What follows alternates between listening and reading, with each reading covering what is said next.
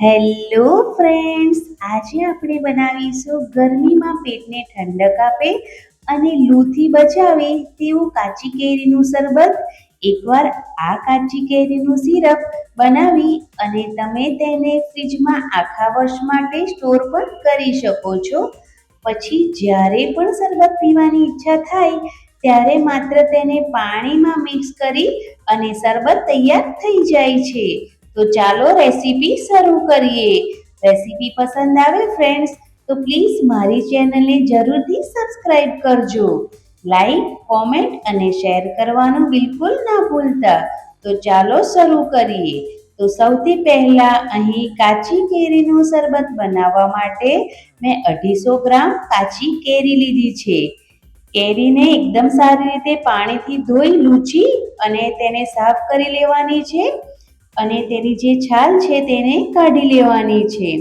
છાલ કાઢી અને તેની અંદરનો જે ગોટલીનો ભાગ છે તેને અલગ કરી દેવાની છે અને જે છરીની મદદથી આ રીતે તેને લાંબી લાંબી ચીરીમાં સમારી લેવાની છે અને ત્યાર પછી આપણે તેને એકદમ નાના નાના ટુકડામાં કટ કરી લઈશું.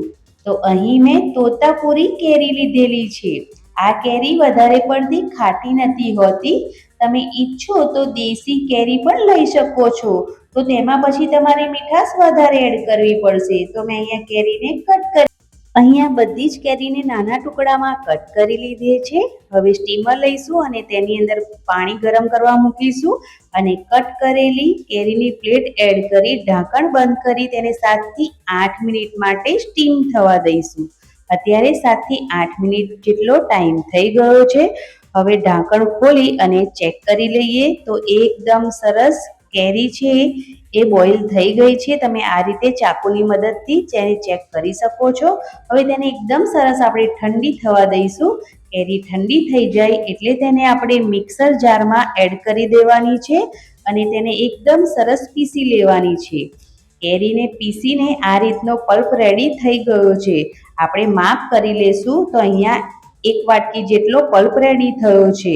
તો હવે ગેસ પર કઢાઈ મૂકી 1 વાટકી જેટલો પલ્પ છે એટલે તે જ વાટકીના માપથી અહીંયા 2 વાટકી જેટલી મેં સાકરનો પાવડર એડ કર્યો છે અને તેની સાથે 1 વાટકી પાણી એડ કર્યું છે. અત્યારે ઉનાળામાં બહુ વધારે પડતી ગરમી પડે છે એટલે જે સાકર છે એ પેટને ઠંડક આપે છે એટલે ખાંડના બદલે તમારે પણ સાકરનો ઉપયોગ વધુ કરવાનો. હવે 2 થી 3 મિનિટમાં એકદમ સરસ સાકરનો જે પાવડર છે તેને આ રીતે હલાવતા હલાવતા ઓગાળી લેવાનો છે.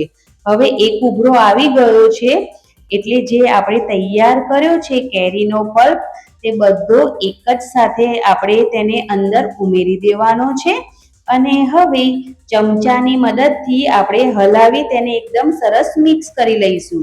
ગરમ ગરમ ચાસણીમાં આપણે આ રીતે કેરીનો પલ્પ ઉમેરીશું એટલે તેમાં થોડા ગાંઠા પડશે પણ તેને ચમચાની મદદથી હલાવતા રહીશું તો બધા ગાંઠા દૂર થઈ જશે.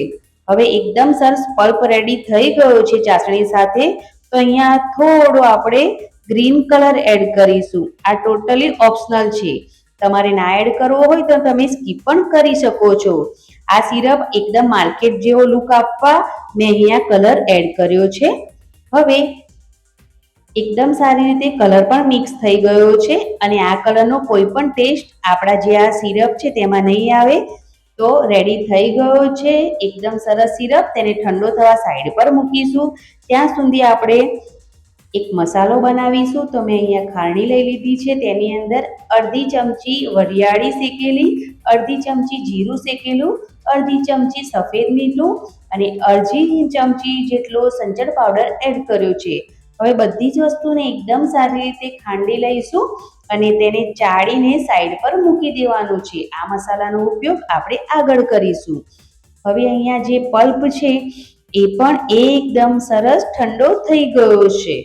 તો આ પલ્પને તમે એરટાઇટ કન્ટેનરમાં બંધ કરીને ફ્રીઝરમાં મૂકી દેશો તો 1 વર્ષ સુધી પણ તમે તેને સ્ટોર કરી શકશો. અને આ રીતનો પલ્પ રેડી થયો છે. આ રીતનો અડધો તાર બને છે અને તૂટી પણ જાય છે તે રીતનો. હવે ચલો ફટાફટ શરબત બનાવી લઈએ. તો મેં અહીંયા ઠંડુ પાણી એડ કર્યું છે એક બાઉલમાં, અને તેની સાથે 5 ચમચી જેટલો જે આપણે સિરપ બનાવીને રેડી કર્યો છે તેને એડ કરી દીધો છે, અને તેને એકદમ સારી રીતે મિક્સ કરી દીધો છે, અને થોડા બરફના ટુકડા ઉમેરી દેવાના. તો ઇન્સ્ટન્ટ આપણું કાચી કેરીનું શરબત બનીને તૈયાર થઈ જાય છે. હવે આપણે જે મસાલો બનાવીને રેડી કર્યો હતો ચાળીને, તેને 1 ચમચી જેવો એડ કરી દેવાનો છે, અને તેને પણ એકદમ સારી રીતે મિક્સ કરી લેવાનો છે. શરબત બનીને તૈયાર થઈ ગયો છે. અચાનક મહેમાન આવે તો પણ 1 જ મિનિટમાં આ શરબત બનીને તૈયાર થઈ જાય છે.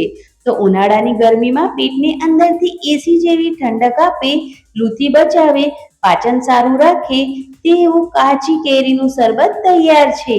તૈયાર કરેલા આ શરબતમાં એકદમ સરસ તમે બરફ નાખી દો એટલે ઉનાળામાં ઠંડો ઠંડો શરબત બની જાય છે. મારી રેસીપીઓ તમને જોવી ગમતી હોય તો મને સપોર્ટ કરવા બદલ મારી ચેનલને સબસ્ક્રાઇબ જરૂરથી કરજો. આ વિડીયોને ફ્રેન્ડ્સ અને ફેમિલી મેમ્બરમાં જરૂરથી શેર કરજો. કોમેન્ટ કરીને તમારા અનુભવો જરૂરથી જણાવજો. Thanks for watching. આવજો.